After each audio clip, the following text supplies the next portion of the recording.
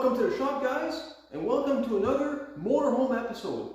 I promised you guys I would do a little bit more work on it. The sun's shining, long weekend's coming up, so we want to try and take it out for a nice ride, go do a little bit of camping. But as you can imagine, a 1978 Glendale motorhome has a little bit of work to do to kind of get it up to up to snuff kind of thing. So I've made a list. I know it's quite extensive. We're going to probably end up having to do a couple of videos to cover all of this, but we're going to do as much as we can in one video. Stick around and we'll get started on some of these projects.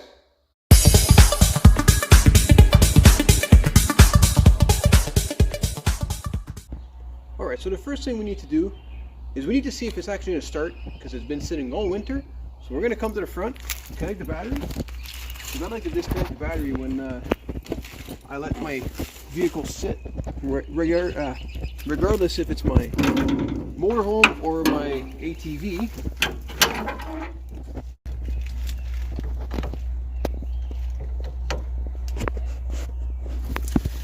Okay, that should do it. While we're here, may as well check, make sure we have a little bit of oil. We've got a full engine of oil. It's kind of echoey in here. You hear that? Echo. We've got some coolant. Awesome. All right. Let's go inside, see if we can get it fired up.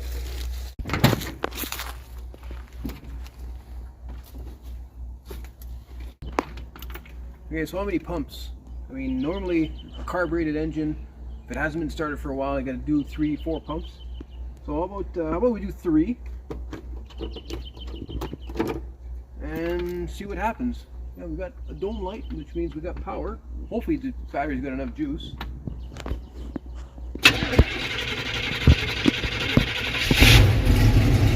Ah! That actually was a lot easier than I expected. Sweet! Okay, so we're gonna let it run for a while. While it's running, I'm gonna get my camera person to step it on the brakes, and we're gonna do the taillight conversion. Okay, brakes. All right. So as you guys can see, the right side is a little bit dimmer than the left, and I think that's just because the lens is a little bit older. So we're going to change that side over there first with the LED, and we're going to compare just to see how much brighter it is. Okay, so we're just going to remove the lens. There's only 4 screws here. Okay, we got the last screw.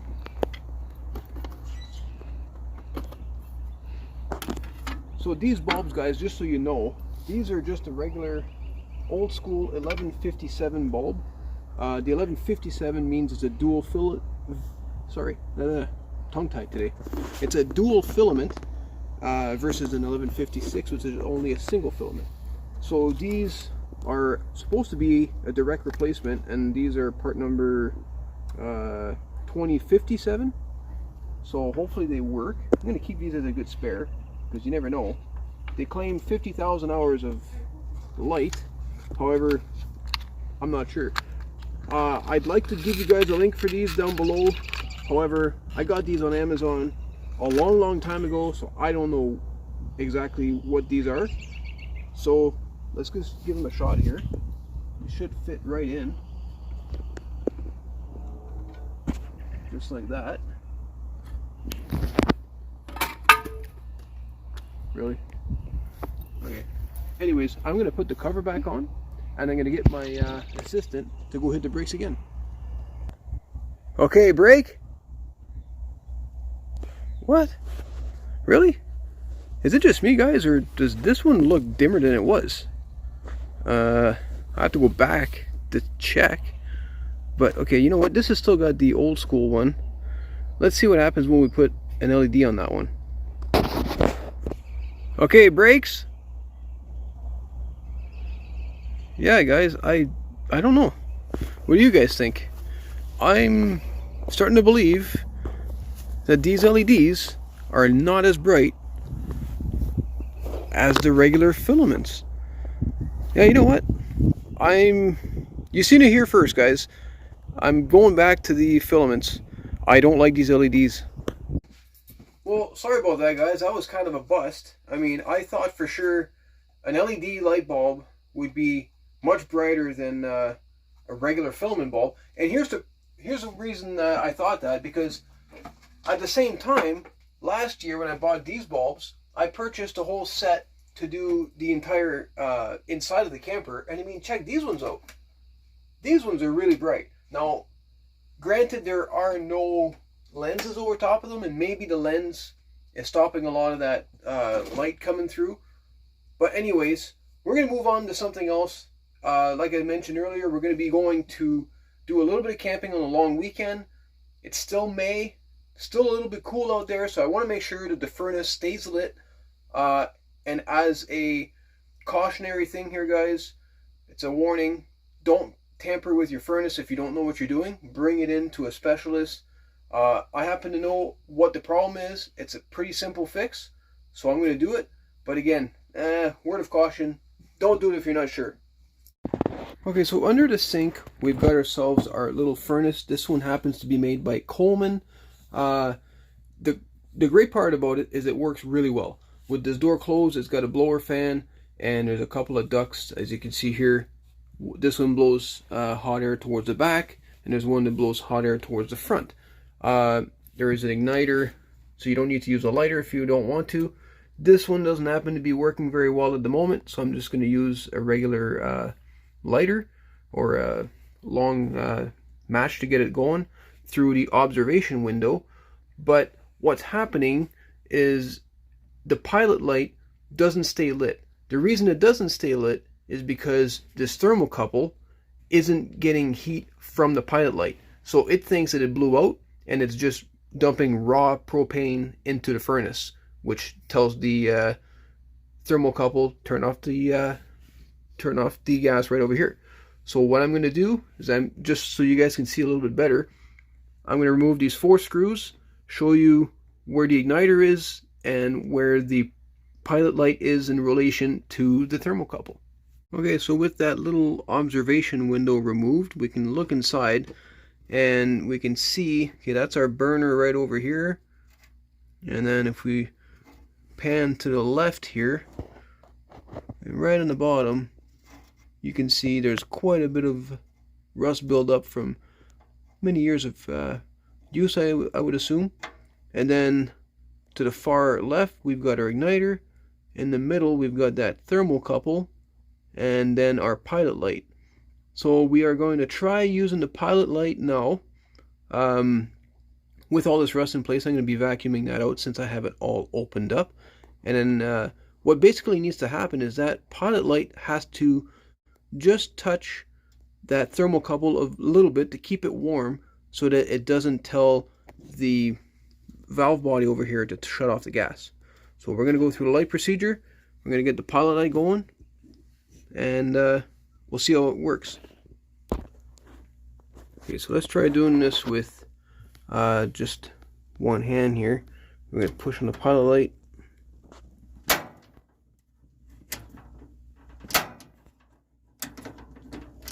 Come on. Okay.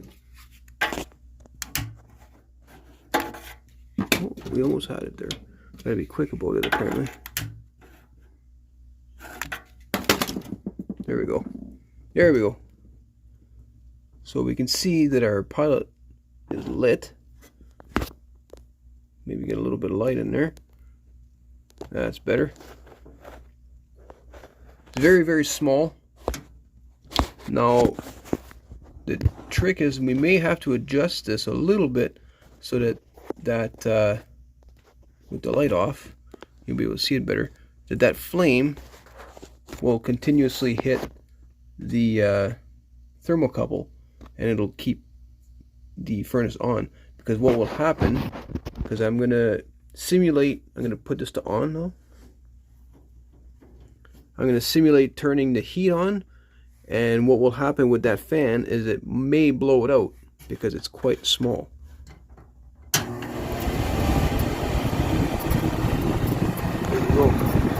By the way, guys, don't do this at home.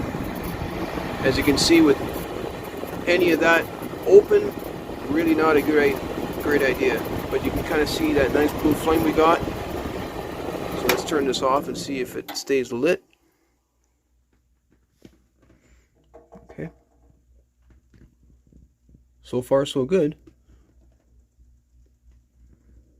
So what I'm going to do is I'm going to vacuum all of that rust that's in the bottom, and we'll see what that does to the pilot.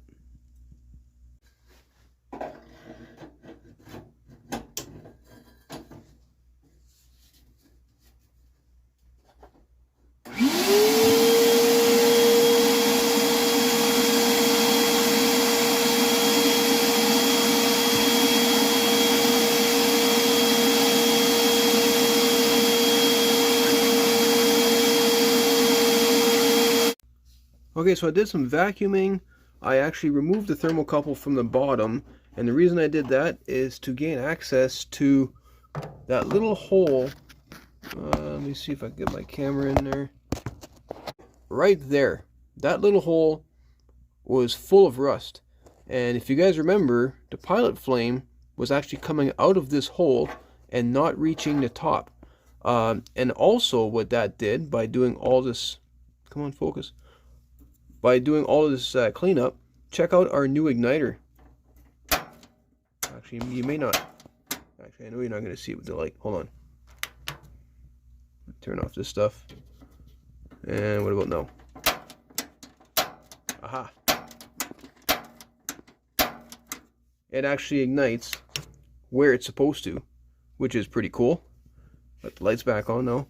So I'm going to put this back together, and I'll show you what the pilot light looks like now. Alright, let's check out this flame. Ah, beautiful. Okay, let me see if I can turn off this light. There you go. Now you can see the flame. It's burning right below that thermocouple. It's going to heat it up just nicely. So I'm going to hold it on. I'm actually holding on to this red knob over here, just for a few more seconds, and hopefully once I release it, that thermocouple will be warm enough. And I'm going to release it now, and the flame is still there. Fantastic. That means thermocouple is doing its job. That means the flame's in the right place. So we're going to turn the valve on, which means that the furnace is now ready to put out some heat. I've got the thermostat on the wall right up there, set to the highest setting just so that it kicks on nice and quick. And let's turn the fan on over here. Now this is I'm not sure why there's a fan switch there. To me that was all supposed to be part of the thermostat housing, but anyway, let's turn this on, see if we get some nice heat coming out of here.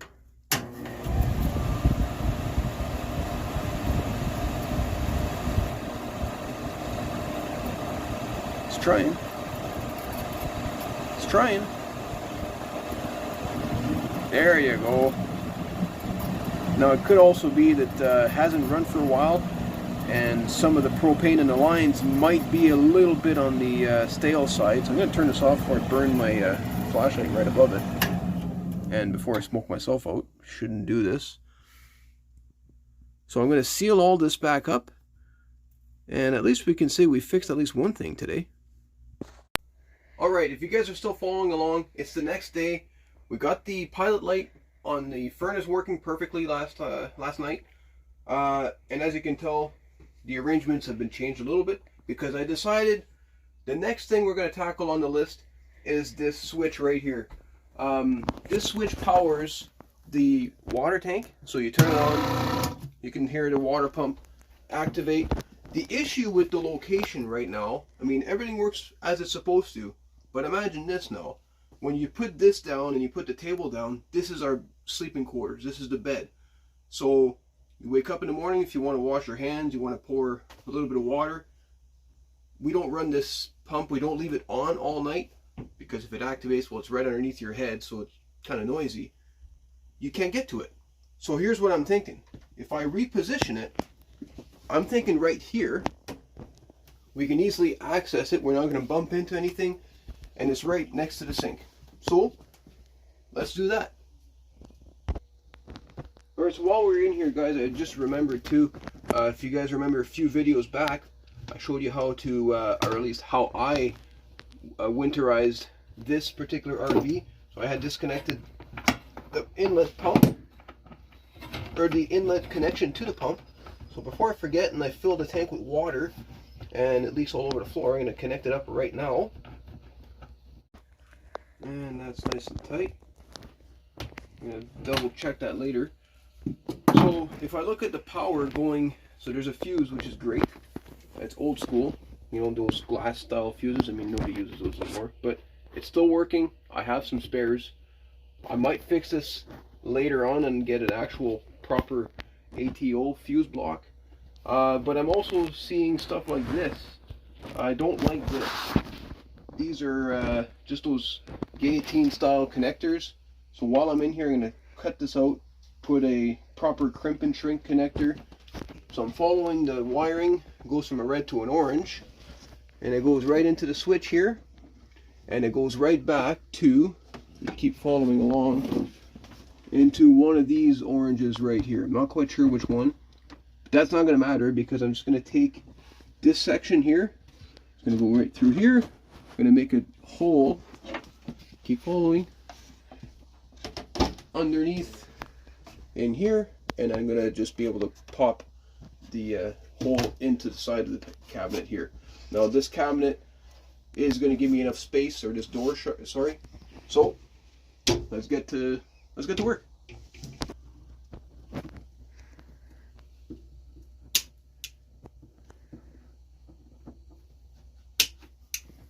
Bye bye. Don't need any of this. Okay. Crimp one of these on here.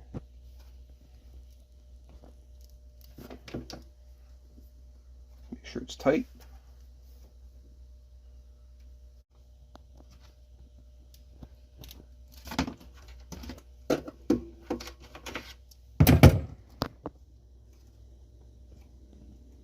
And that's the reason why we always make sure that we give it a tug, because if you try to make a connection, or you crimp it and you shrink it, and you didn't get a good connection, that'd be bad. So let's put it back in. You know, I like these pliers, but I don't like these pliers at the same time, because you got to be careful of the opposite end when you're crimping in the middle, because you could easily cut another wire when you're crimping here with the opposite end. If you guys have a better set of pliers, put them down in the comment section, because I'd like to know. I've been using these for years, but I've also been complaining about these for years. Just too cheap to buy another pair, I guess. Okay, so now we got a good connection. Let's make sure we seal this up. And actually, before we go too far, let's just make sure we got a good connection. I'm going to fire up my little torch, shrink up that end, and then we'll move along this way.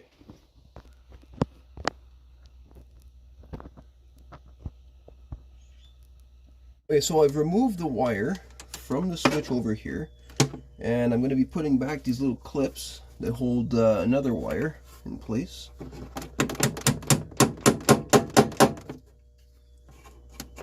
Nice and tight there.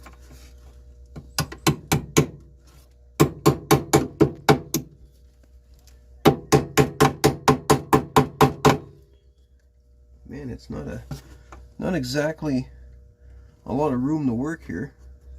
There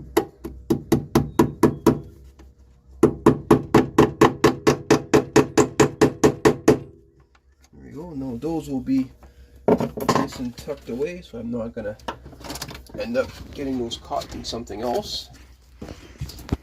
And this one, just like I was hoping, is going to be long enough for me to mount right here.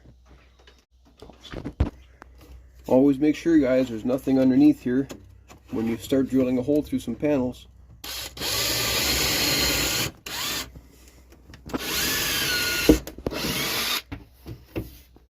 Alright, we got that right where we want it, so now all we have to do is we're going to make a hole here, position the switch, do some tie wrapping, and make the connection. Okay, so we removed the switch, and after a little bit of cleaning, it looks like this now. It's actually much better than that old crusty paint that was around it. So I'm thinking, like I was saying earlier, we're going to put it right here. So now, let's make the incision. I mean, I'm just literally eyeballing this, guys. I'm hoping that it's somewhat centered. And I know there's nothing behind there.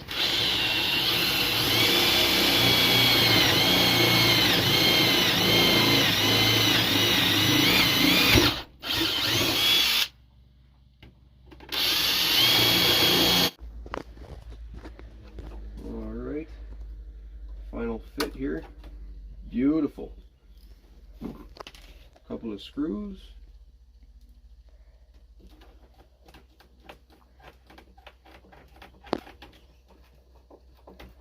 Well, if there's one thing I'm good at doing, guys, that's making a wicked mess. I mean, we're going to fire up the vacuum. I want to clean up under here because I don't think that's been done for a while. But let's finish one thing at a time here. Let's make sure that we finish up our connections. Get some paint off of these screws. Make it look like the rest. Now we have to just install our little connectors on the end of these.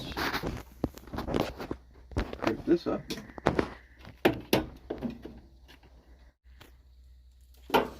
Alright, now to just make the connections. Okay, so we've got the switch put in place. I had to run a wire back. So this red wire goes right back to where the switch was originally positioned. It's all nice and tidy now. The only thing left to do is to see if it works. So camera girl, go hit the switch. Hey, it works just like we asked. Alright. I guess we better clean up our mess. Let's get the vacuum.